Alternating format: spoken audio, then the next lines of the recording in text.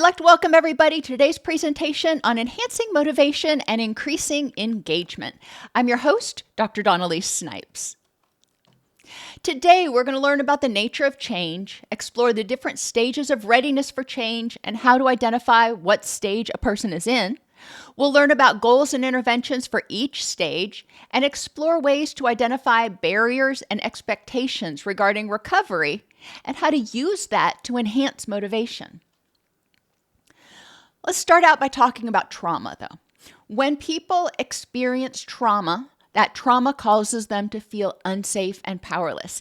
In the future, when they experience situations in which they feel like they are unsafe or powerless or feel like somebody's taking their power away, it's very likely that it will trigger some of those feelings from the past of anxiety and dread.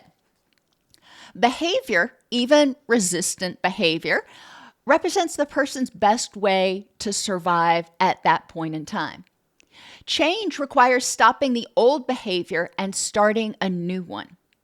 One of the things that a mentor of mine once said, and to this day, I have it in a lot of my videos, change causes crisis, and crisis causes change. Think about times when you've had to change something. You were going to change the way you ate, you were going to start working out. It doesn't have to be a big change, but it required something to prompt you, some crisis of some level, to prompt you to say, you know what? I probably need to make this change. And then when you made that change, it was hard. And there were probably times when you thought, is this really worth it? So that crisis that caused the change led to a change that caused a crisis. And we need to recognize that. And in both places where there's crisis, we need to help people feel empowered and supported. Many people who struggle with emotional distress, stress-related health issues, addiction, or relationship problems have a trauma history. Most people that we work with have a trauma history. Honestly, most people that exist have some level of trauma history. Now, a lot of people have resolved that trauma and they once again feel safe and empowered. But there's a big proportion of people who haven't, and they still feel on some level unsafe and powerless. When enhancing motivation, the clinician must pay special attention to supporting a sense of safety and personal control. Change, as I said, can cause crisis, but it's constant. Everything changes. In the natural environment, you look outside, the light level is constantly changing as the clouds move by. Your heart rate is constantly changing. Things are constantly changing in your world. Change is constant among people. As you get to know somebody better, you may like them more. You may want to distance yourself. As they change, you will either change with them or you'll grow apart. But it's change.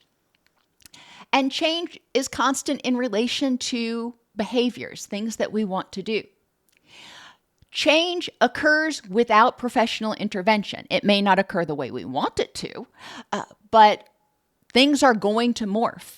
And if I decide that I'm not going to work out anymore, or I don't want to work out, then the change might be my health starts to deteriorate.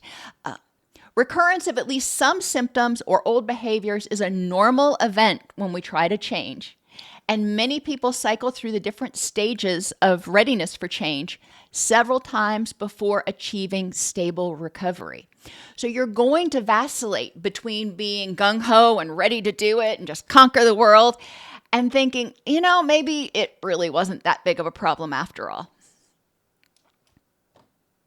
There are 6 basic stages in the process of change. And this was posited by Prochaska and DiClemente decades ago. Precontemplation, contemplation, preparation, action, maintenance, and sometimes recurrence.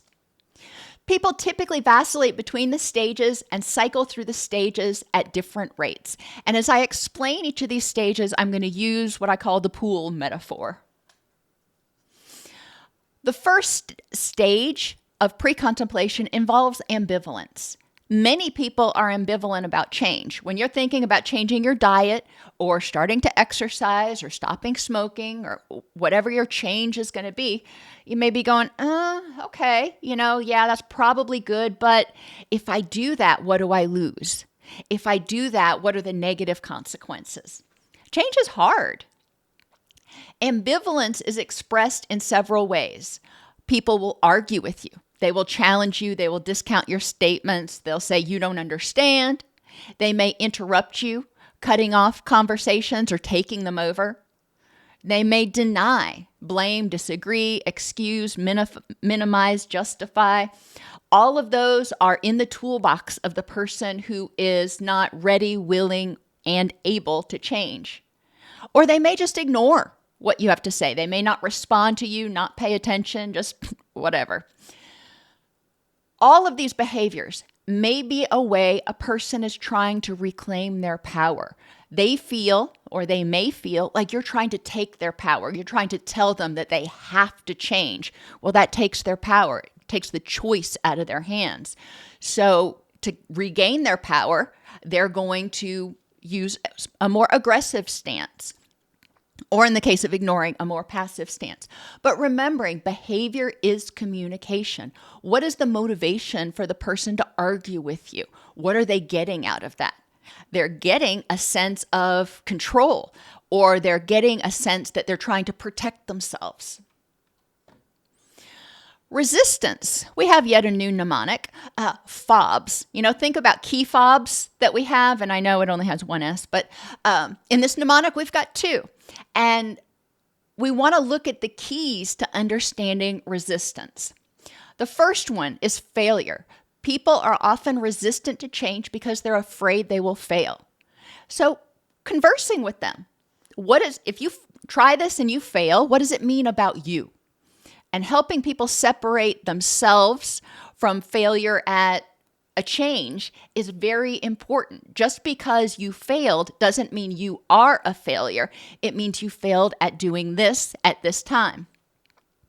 What are the consequences of change for you? And how can we buffer those consequences? If I'm going to the gym, some of the consequences. I'm not going to have as much TV time. I'm going to be sore.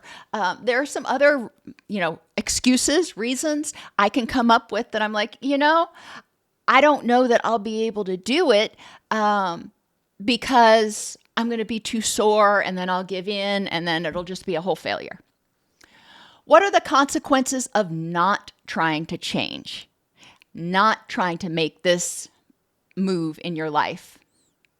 What parts of this do you think you're going to fail at? Let's break it down. What is it that specifically that you're afraid you won't be able to do? What can you learn from past failures, including what worked? And I know you're scratching your head going, failures, what worked? When people, for example, in addiction treatment, when they go into relapse, okay, so they failed at that recovery attempt. But during that recovery attempt, there were periods where they were sober. So what worked during that period? And let's build on that, because every time you do something, there are things that worked. There are things you can learn. So let's build on those. And, we can learn from our past experiences what we probably shouldn't do again or need to account for. Okay, so failure is the F. Overwhelmed is the O. Some people have so much going on in their life, or going into treatment means it's going to take so much of their time, and they've got too much other stuff going on that they just can't possibly see how to even begin right now. They don't have another second, another iota of energy. Okay, let's look at how you're spending your energy and your time and figure out how we can take some of that load off. And it's a brainstorming session. It doesn't mean that they're going to have to change, but it means you're helping them see that there are options. There are ways that they can modify the situation so they could engage in the change if they wanted to. B stands for belief. They don't believe that whatever they're going to do is going to work. They've seen other people try to do it and fail. They've tried before themselves and they've failed. So they don't believe that this is going to work this time. Let's examine evidence for and against that belief. Yeah, no matter what the change is out there, there's somebody that's failed at making that change.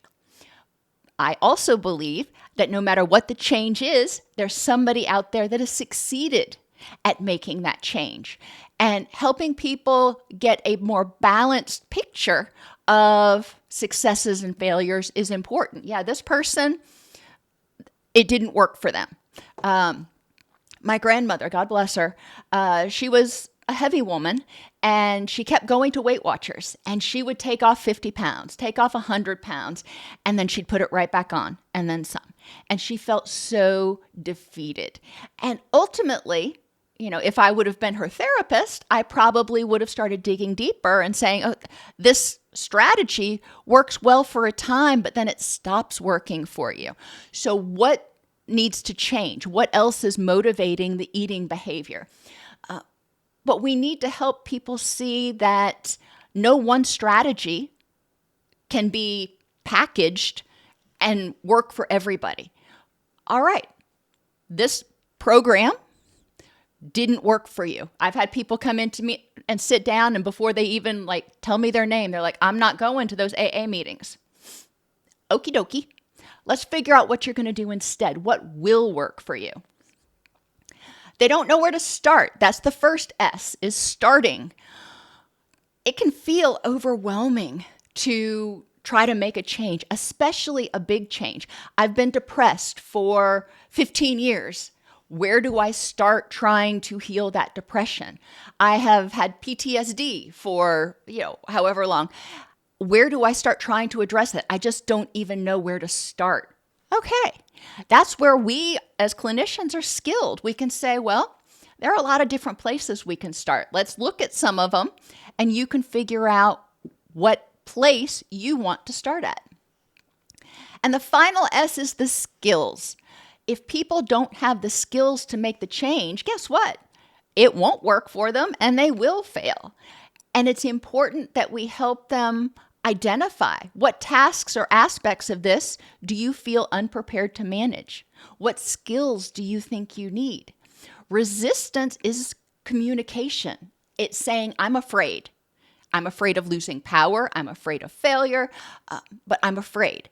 And so we need to explore, what things are you afraid of? Tips from the trenches. It can be hard to go through the FOBSS and really increase motivation, but as you start learning about motivational enhancement, practice it. Practice convincing yourself or someone else to do something they may not want to do, like clean their room. If it's a child, eat their spinach. Heck, if it's my husband, eat his spinach. Work out, cut back on caffeine, or do your homework, or for those of us who are clinicians, do your progress notes. These are things that most of us don't love doing. How do we motivate ourselves to do it? What are the FOBs that are standing in our way, and how can we address those? So the first stage of readiness for change is pre-contemplation. The person is unaware, unable, or unwilling to change. There's a lot of uns there. The person is likely to be wary of the counselor and of treatment because it makes them feel like they're not in control. They're coming in here, and if somebody's coming in for an assessment and they're in pre-contemplation, they're being forced. Somebody told them they had to come in, whether it was the court or their boss or their spouse or somebody. All right, they're coming in, they're already feeling disempowered. They're already feeling like they're being forced into something. So we want to help them feel comfortable. They're going to walk in and say something to the effect of, I don't have a problem. Let's just get this over with so I can get out of here. Okay. Pre-contemplation with this pool metaphor. You're laying out on the side of the pool, you're sunbathing, whatever, and somebody says, you look like you're getting awful hot. Pre-contemplation, you're like, I'm not hot. I'm fine. I don't have a problem. Now, back in the back of your mind, you may start to know that, maybe I am getting a little hot, but you're not acknowledging that. You just say, nope, not hot. So what do we do in pre-contemplation? Somebody's coming in, you as the therapist can see, yep, there's a problem. But the person says, nope, not a problem. All right, you're at an impasse. Part of this goes back to creating a win-win, creating mutually agreeable goals if you need to. When I worked with people who were involved in the criminal justice system on probation and parole, they were basically court-ordered to group. And instead of sitting there and just hounding them about how bad drugs are and blah, blah, blah, I said, okay, you're here. You're stuck with me for at least 10 weeks. How can we make use of this time? The county is paying for you to be here for 10 weeks and have access to therapy. So what is it that I can help you with? And instead of pushing that narrative, now I knew deep down underneath that continuing to use drugs was probably negatively impacting every area of their life. So I was able to tie it back to that a lot of times. But the first thing was recognizing them as human beings and saying, you have the right to control how much or how little you change. So establishing rapport. I know a lot of stuff from books. I have book learning, I have experiential learning, but I haven't lived in your skin for 40 years. And you have. You are the expert on you, and you are going to control the flow. Validate how the person is feeling. If they seem like they're uneasy, if they feel like they're being forced, if they're angry, okay, let's validate it. I can see how it would really tick you off to have to come in here and waste 3 hours of your day. Keep the interview informal as possible. If you start getting formal, then people start feeling more forced. If you start getting all technical and jargony, people are going to feel like you are trying to convince them that they need to change. And that's when they're going to start putting those defenses up. Explore with the person why other people think they have a problem. Whoever referred you here, what is it that makes them think you've got a problem? Explore if they think they have a problem. And why do you think you don't have a problem and they do? Help me understand the difference here about what's going on. If they think they may have a problem, and they're like, yeah, I might have a problem, but it's fine. I got it. Okay. Well, then go back to exploring FOBSS. Their fear of failure, if they're overwhelmed, their belief that it won't work, they don't know where to start, or they don't have the skills or they don't think they have the skills to get the job done. Explore the results of previous treatments if they've had any. Consider offering facts about the risks of continuing along this path.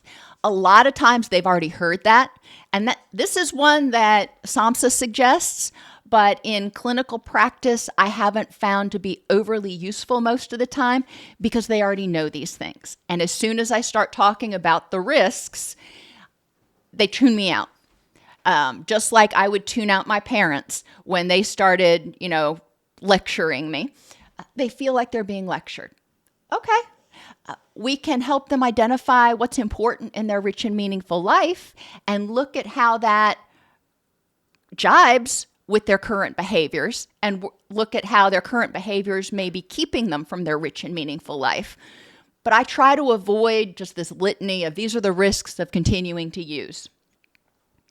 Explore the pros and the cons of the current behavior. They're pretty aware of the cons already.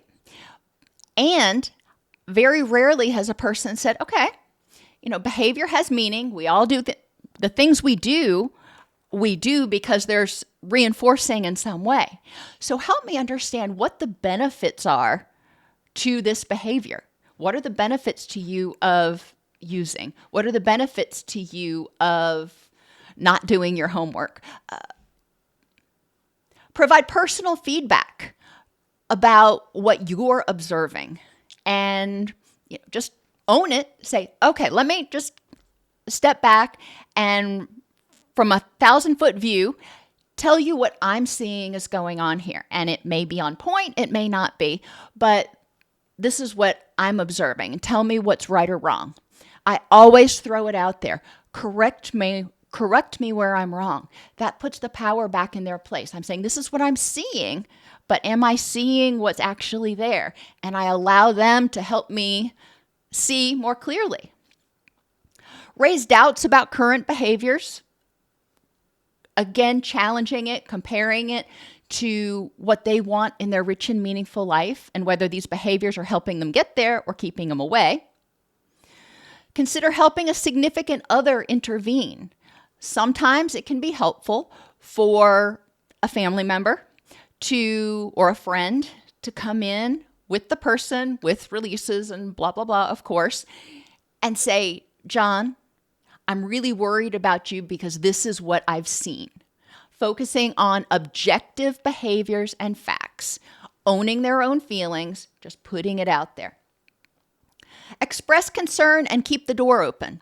All right, you've heard what I've had to say. I've heard what you have to say. This is what I think is going on. And if at some point you decide you think you have a problem or you're ready for treatment, I'm here. I'm not forcing it. I'm not saying, all right, so when are you coming back for your first appointment? Because that's not empowering them, and that's can feel manipulative if you just try to slide that in at the end. Contemplation. Just like it sounds, the person is ambivalent or uncertain, but considering the possibility of change. So the person may be saying, I may drink too much sometimes, and maybe I need to cut down, but I can do it on my own. I got this. I still don't need your help. Thank you very much. I'm going to keep my own power.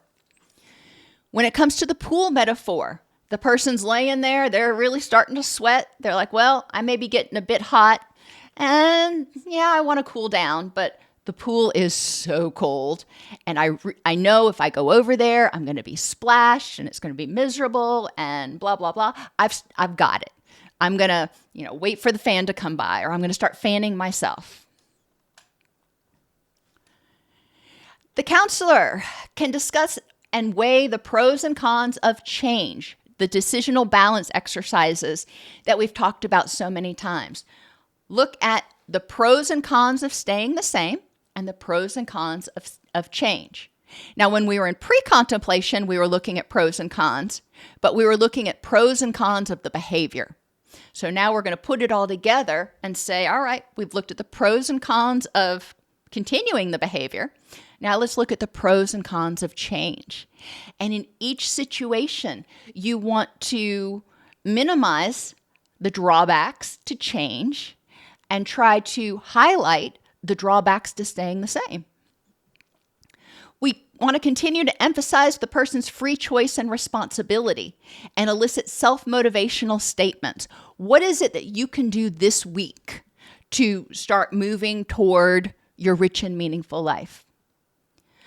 Reassure the person that no one can force them to change and they are in charge.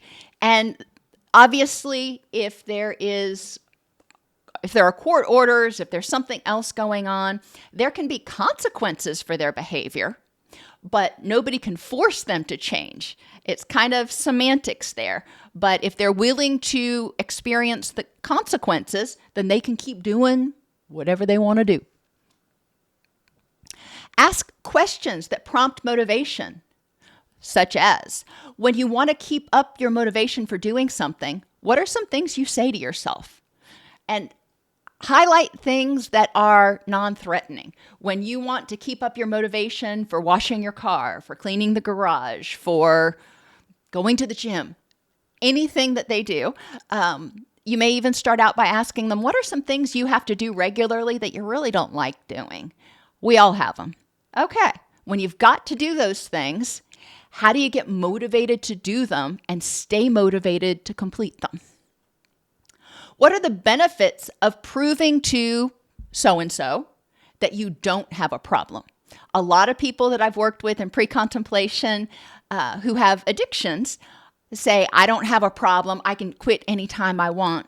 And so I say, all right, well, if you quit for a month, then that would prove that you don't have a problem. So what are the benefits of proving that? So, do you think it would help get them off your back? You are here because someone thinks you have a problem. What are the benefits of a 2-week change to prove to them that you don't have a problem? Help the person recognize the problems contributing to the current situation, which is being here, and contributing to the problem behavior. So there's 2 different sets of issues we're looking at. What is it that caused you to be here? My drinking. Okay. And what is it that's causing you to drink? What is the underlying reason for the problem behavior? People are not going to continue to do something unless it is more rewarding than the alternative. Help the person acknowledge concern. Does that bother you at all? What are your concerns about this current situation? Help them generate intention to change. You're here on the scale of 1 to 10, or you can ask them on a scale of 1 to 10, from 1, your life is a mess, to 10, things are perfect. Where are you at? If they say a 3, great. What do you need to do to move to a 4? What needs to happen? Help the person develop optimism about the change process, reflecting on times that they've been able to change in the past. Maybe not this particular issue, but what other successes have they had? Help them identify the things that are going well in their life so that they don't feel just completely defeated, like their whole life's a dumpster fire. Optimism can help. It can encourage dopamine release and can encourage a person to want to try. Continue to convey feedback. If you see that they're starting to make optimistic statements, wow, it sounds like you're starting to really consider change. Just seize on that. Highlight self-motivational statements. Highlight positive talk. Highlight positive behaviors that they've done. Help them see a positive change in themselves as they experiment with change. John, you said you were going to not use last week and you didn't. Tell me, what changed for the good and for the bad over the week when you were trying that experiment.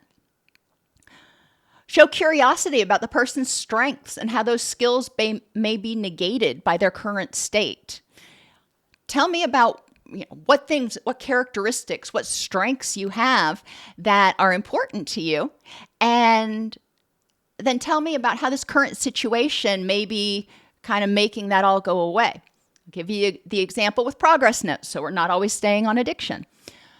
For a therapist, you can have a wonderful therapist who does great work, but if they don't do their progress notes, they're not going to stay in business, and they're not going to be able to pay the bills, and then they won't be able to see patients, and they won't be able to help people.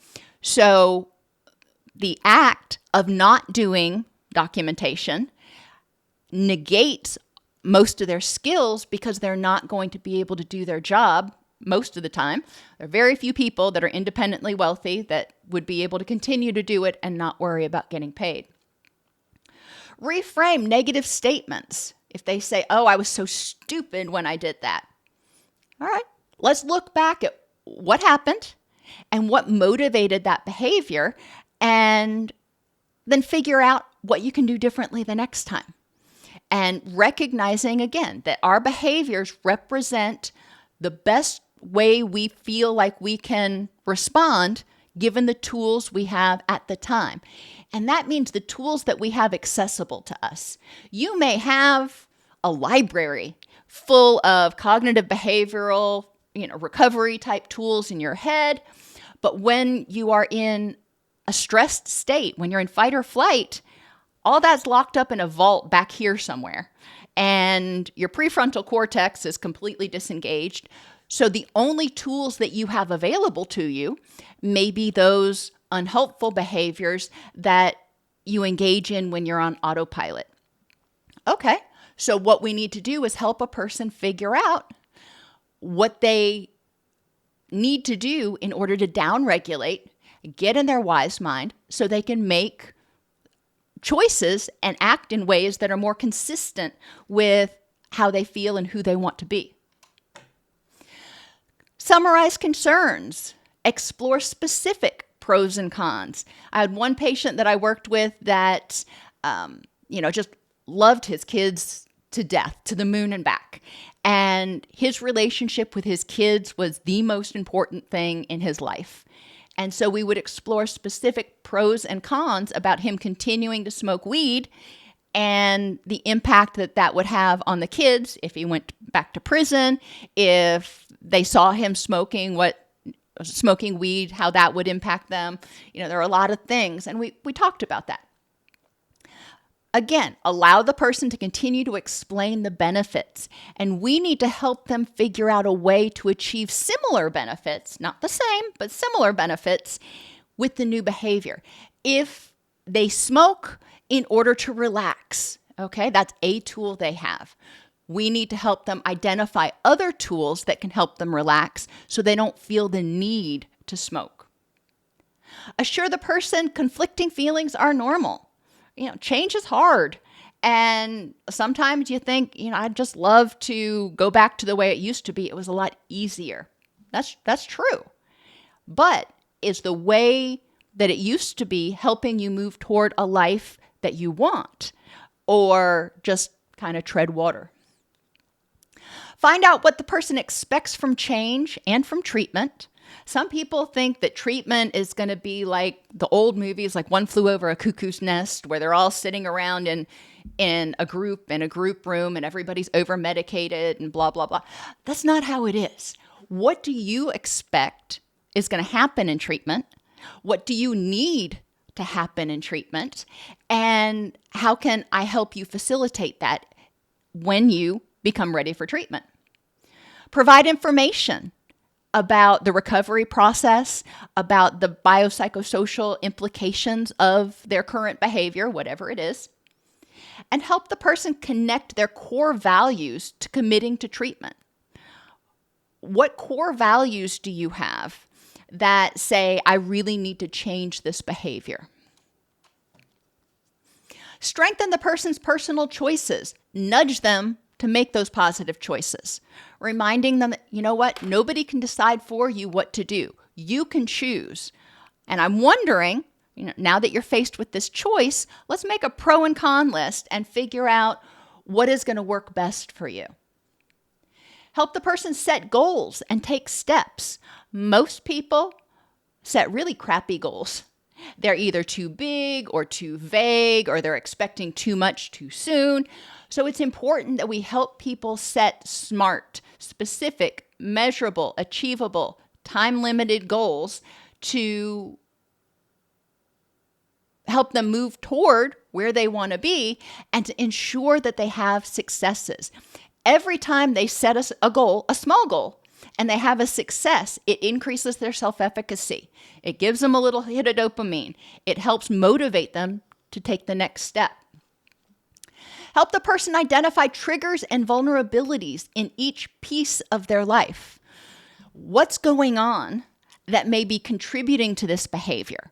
If you feel overwhelmed and exhausted and you just can't do this stuff you need to do, or if you feel stressed out and because of that you try to numb that pain or numb that stress by using whatever is going on, let's look at what's going on that is causing you unnecessary distress physically, interpersonally, emotionally, cognitively, and environmentally.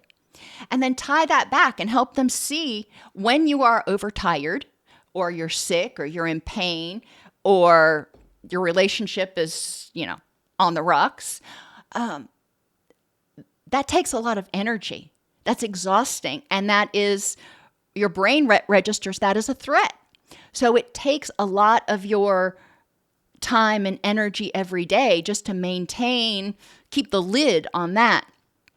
Which means if you think of yourself like a pressure cooker, you've already got the pressure up to about a 6 before you even start the day, which means you're more vulnerable to hitting that high and blowing the top off the pressure cooker when anything happens. You're more vulnerable. You're more reactive to things that happen during the day because you're starting out stressed. Reinforce their commitment to change. What do you think needs to change in this situation? not only your behavior, but what needs to change in your environment, in your relationships, in your health in order to support this change. If you're trying to stop smoking and your significant other that lives in your house smokes in the house, well, that's probably not going to be super supportive. So that may need to change in order for you to have an environment that supports your desire to change. What are you going to do to try to institute those changes? How are you going to do it? Review again some of the benefits of making a change. And ideally, how would you like things to turn out?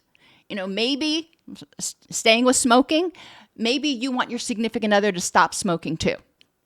You realize it's not good for you and you realize it's not good for them. You want them to stop. You can't force them to stop. But ideally, you'd like to have a smoke-free household. All right, that's the ideal. What are some compromises? Maybe they start smoking outside or not around the house, only when they're at work or something. There are more tips and tools in tip 35 from the SAMHSA publication on motivational enhancement. Preparation. The person realized they have a problem and they're preparing, go figure, to make a change. They are not quite ready to turn desire into action, though. They're making the list, they're checking it twice, they're getting everything packed and ready, but they're not quite there. The person with the problem may say, I know I need some help making a change, but I need to get things in order first and try a few things. I need to pick out a treatment center. I need to get somebody to cover my shifts at work. I need to, these are the things that I need to do to prepare to go to treatment. The pool metaphor. The person realizes they're hot and they really need to cool off, that, just sitting here fanning myself ain't cutting it anymore. I'll just go put my feet in the water. I'm preparing to get in the pool and cool off, but I'm not ready to take the plunge yet. Signs of preparation. The person starts asking questions, indicating a willingness to change, and considers options to make specific changes. They start saying, okay, well, I'm having a hard time doing this. I'm wondering, is there something besides residential that I could do? Because I just don't think I can swing 90 days and not being at home and not working. Cool. Let's talk about it. Explore treatment expectancies and the person's role in creating those expectancies. What can they expect from treatment, and what is treatment going to expect from them? Elicit from the person what has worked in the past for them or for others whom they know. When somebody has tried to make a similar change, what's worked? What's helped? For some people, it may be support groups. For other people, it maybe behavior modification. Just kind of depends on what kind of change you're talking about. You notice the person shifts from thinking about it to planning first steps. So I'm thinking about treatment, I'm considering my options. Then one day they come in and they say, all right, I'm ready to get on a waiting list and these are the 6 things I need to do before I can enter treatment. Hallelujah. The person has moved into the planning stage. We need to offer help, but not yank the person forward. How is it that I can support you in taking these first steps? What is it that I can do for you? How can I support this process? And let them tell you what they want you or don't want you to do.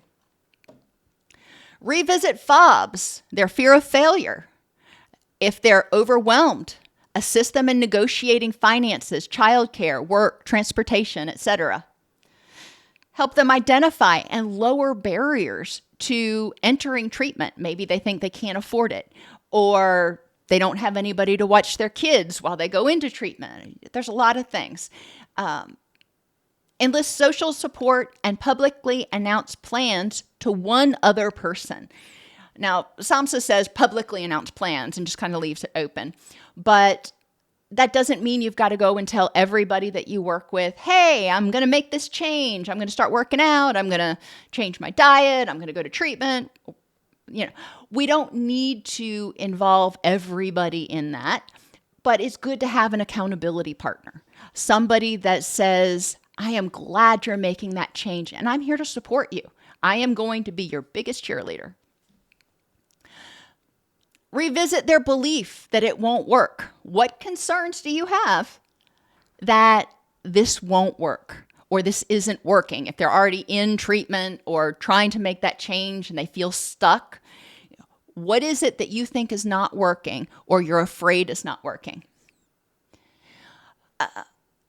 If they don't know where they're going to start, again, we negotiate a plan. We write down all the things they need to get in order before they go into treatment, and then they have a list. They can start anywhere they want to on the list, and then they just start marking it off. Develop a behavior contract.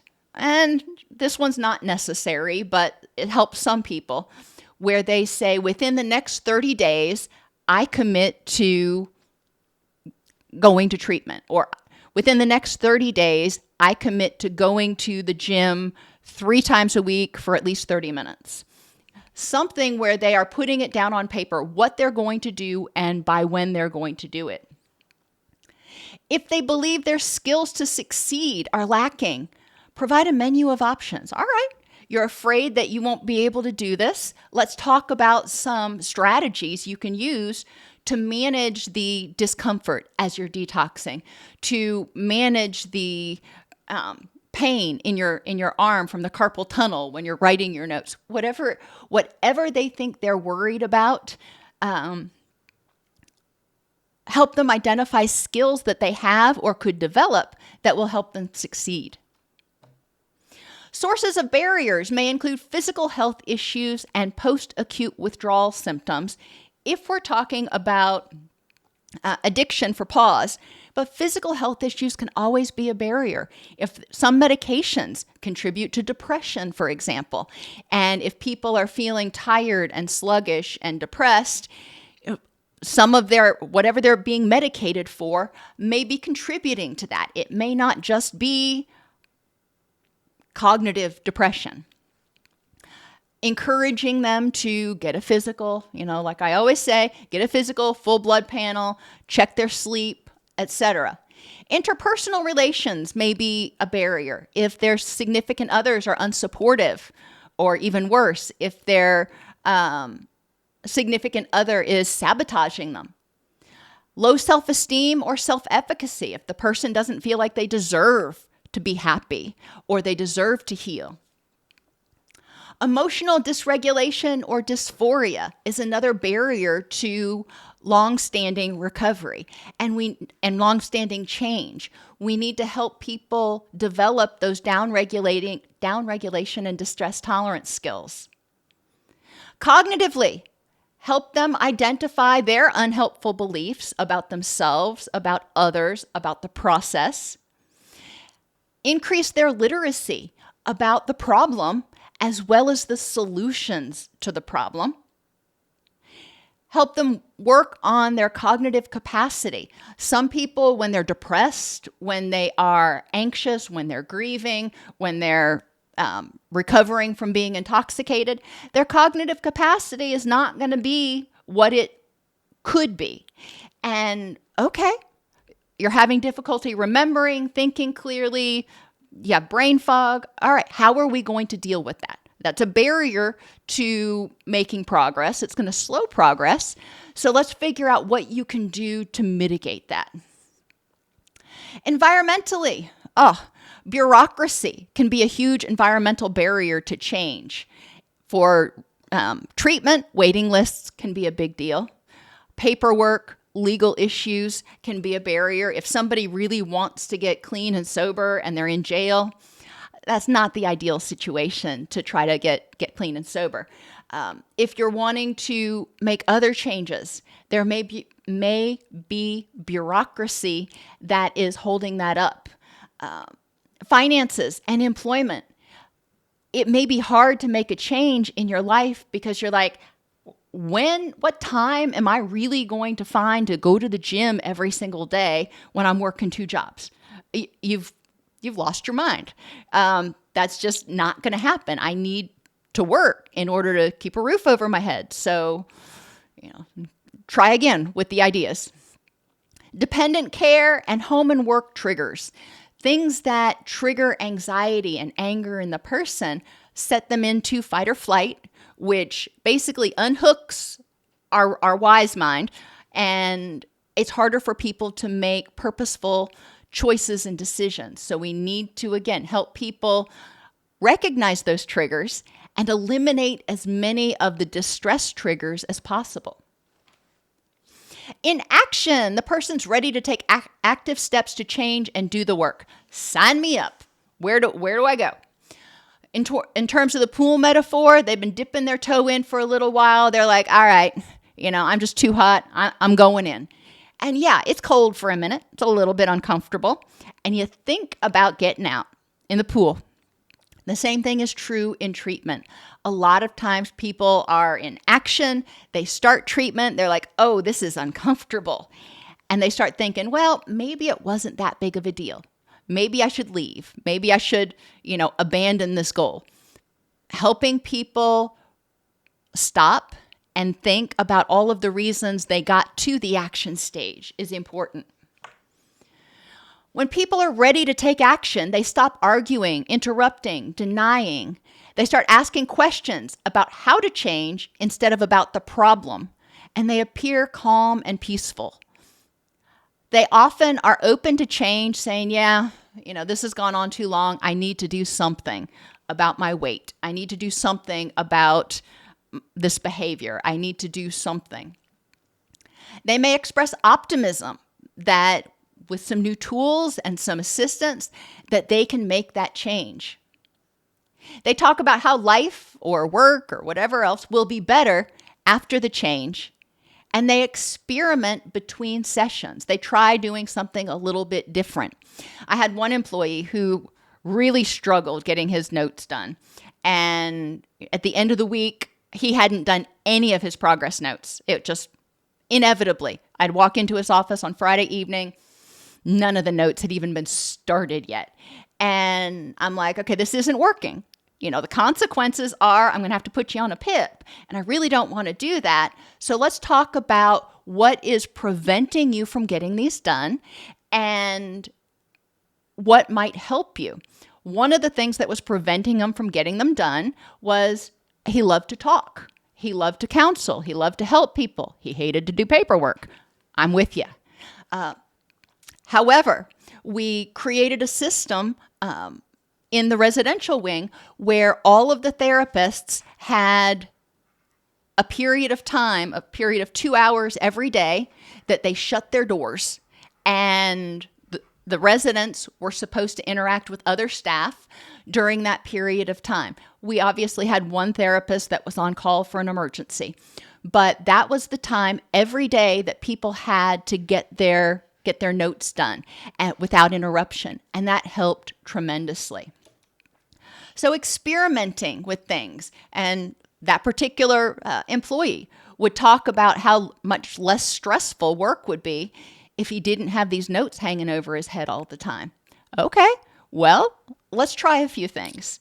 And I worked with him on writing more concise notes. So he was getting down what needed to be down for billing, but he wasn't spending 40 minutes writing one note.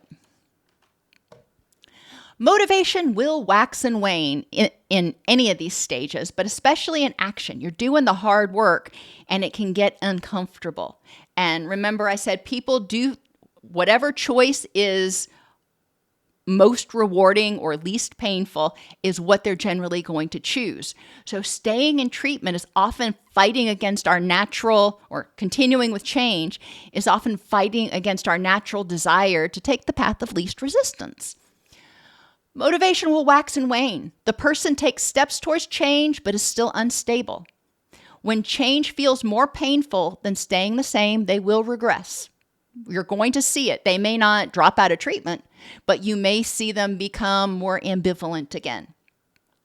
Negotiate an action plan with the person from the beginning, and then when you see their motivation starting to, slide back a little bit, identify that. It seems like your motivation is backsliding.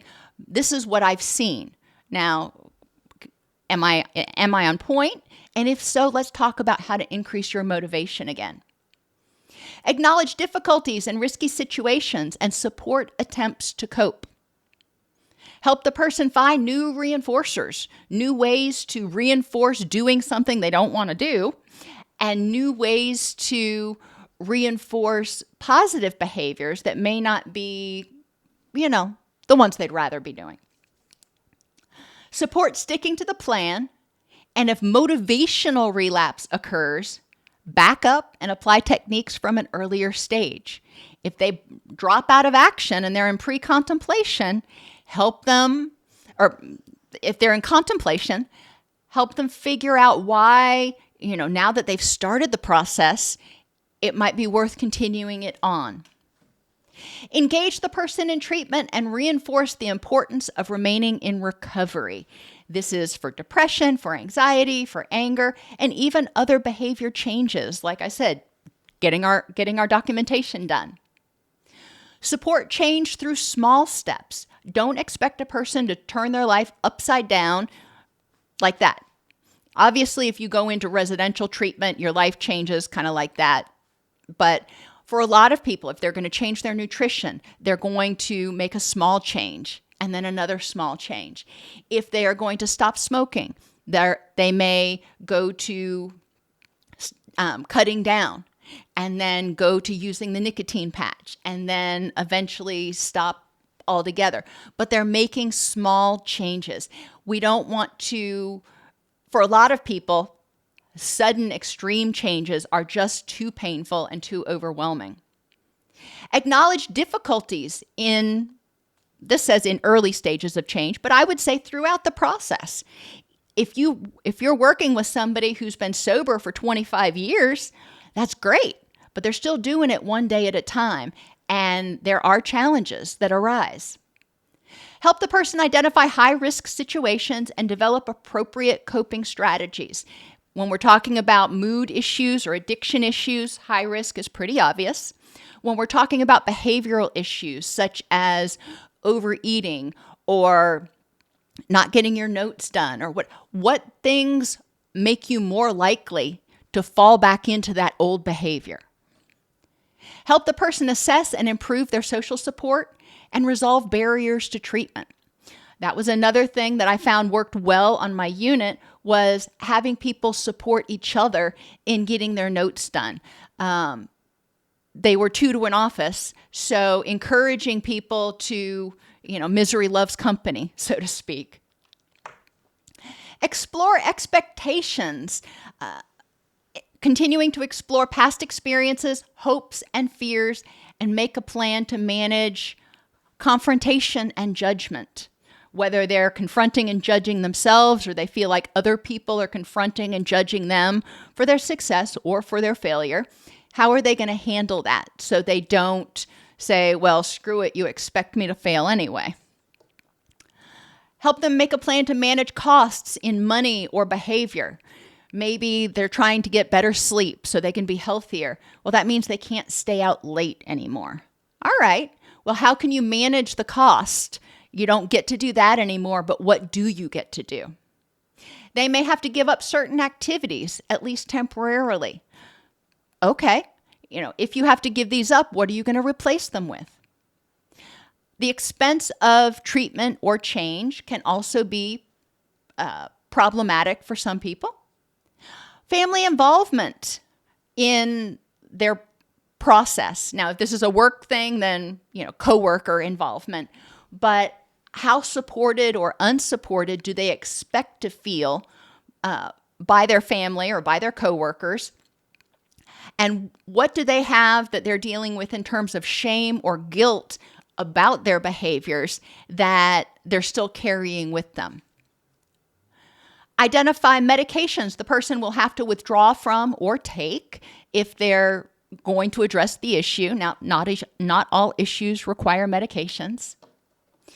Address any perceptions they may have of not having any wiggle room in the process. If I go into this treatment program, I have to follow everything step by step and I've got no wiggle room. Well, that's not realistic. Humans are all slightly different, so there's always wiggle room. Help the person see the value of both internal and external motivating factors. How will this change in your behavior help you feel better physically, help you have more energy, sleep better, whatever? How will it help you interpersonally with others, your relationship with others, and intrapersonally, your relationship with yourself? How will it improve your mood? How will it help you think more clearly? And how might it impact your environment? So what motivating factors or what benefits are you going to get out of making this change? Suggest to the person that maybe external coercions are compatible with their ultimate goals. Yeah, I know you don't want to go to treatment, but I'm also hearing that you love your kids and you love your wife and you want to be able to, stay in your house. You don't want a divorce and you don't want shared custody. So maybe being forced by the court to go into treatment is actually going to help nudge you to make the changes you need for the life that you want. Non-compliant or resistant behavior is a thinly veiled expression of dissatisfaction with treatment or the therapeutic process. I'll tell you a little secret. Sometimes it is you. A lot of times we want to blame the patient, but sometimes it's us. So we need to step back and go, are we listening? Are we hearing? What are we missing? What are the benefits to the behavior? And again, go back over the FOBSS to see if there is something in there that is contributing to their resistance or their non-compliance.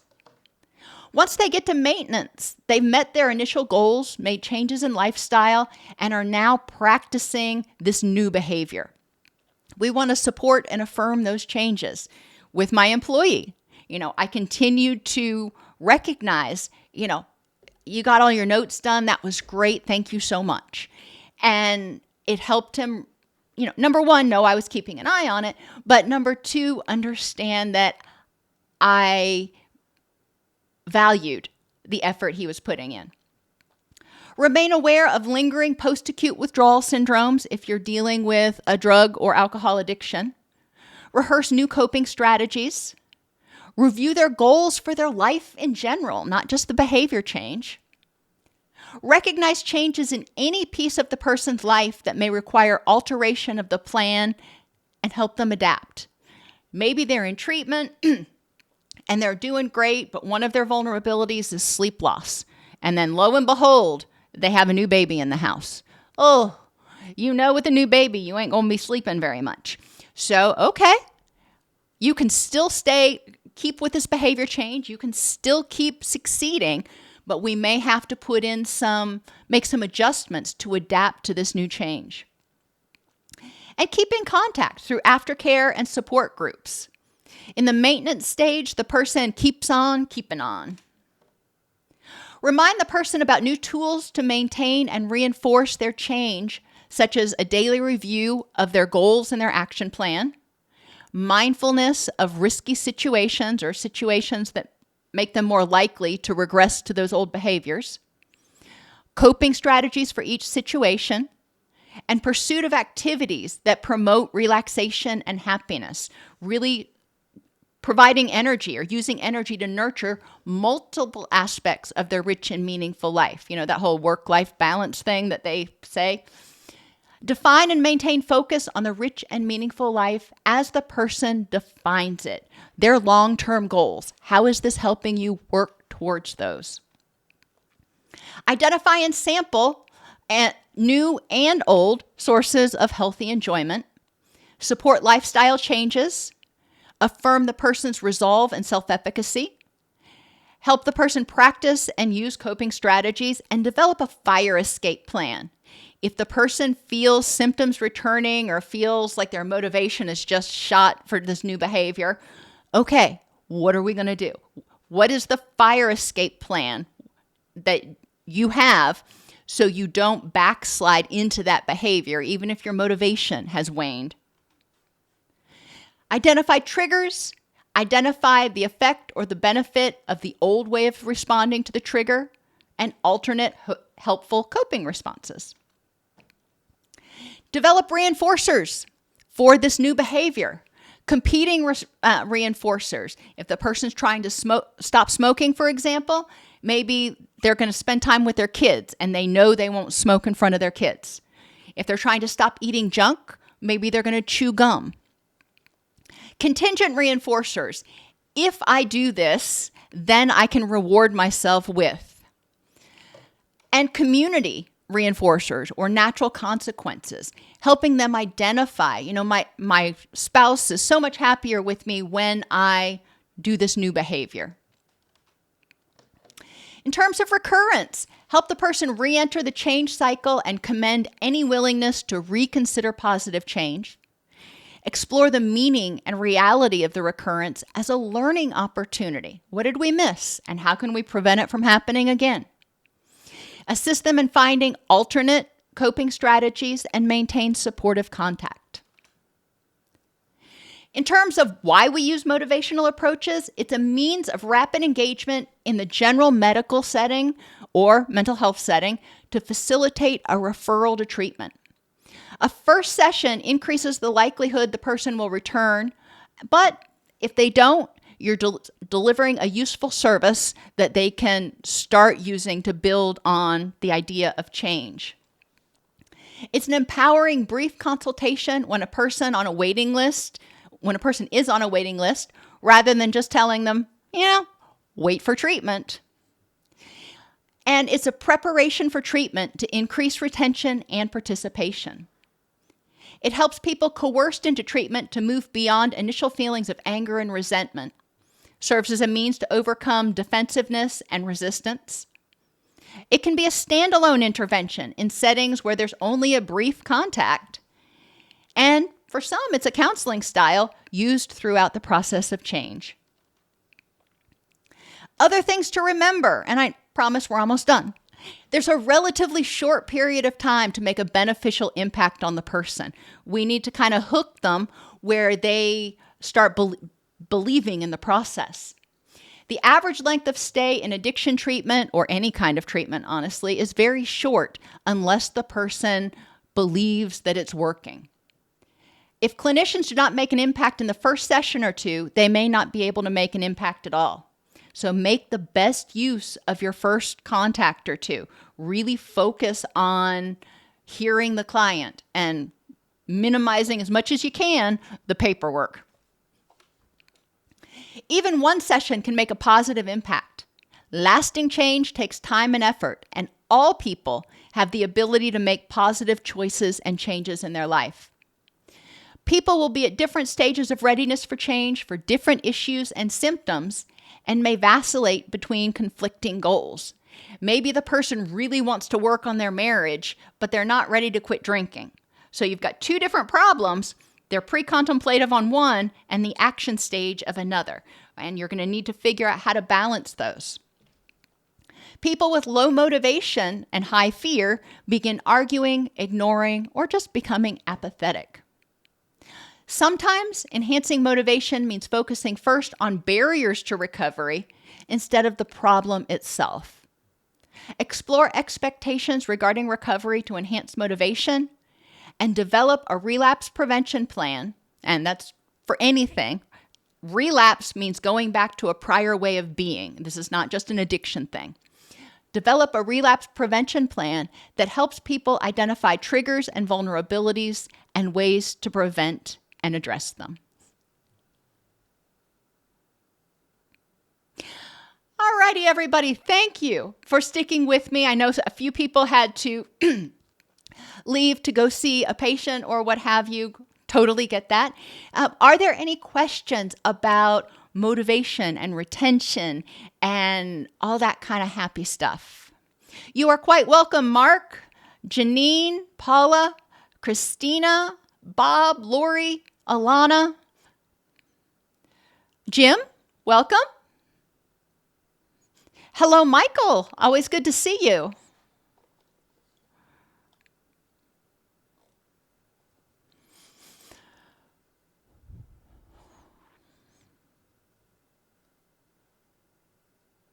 Oh, hello, Dr. Darlene. I'm sorry I missed seeing you come in. You are quite welcome, Maggie Moon. You're quite welcome, Allison. No problem, Bo. Thank you all for being here. Please remember to like and share, and I will see you next Wednesday for our next live CEU presentation.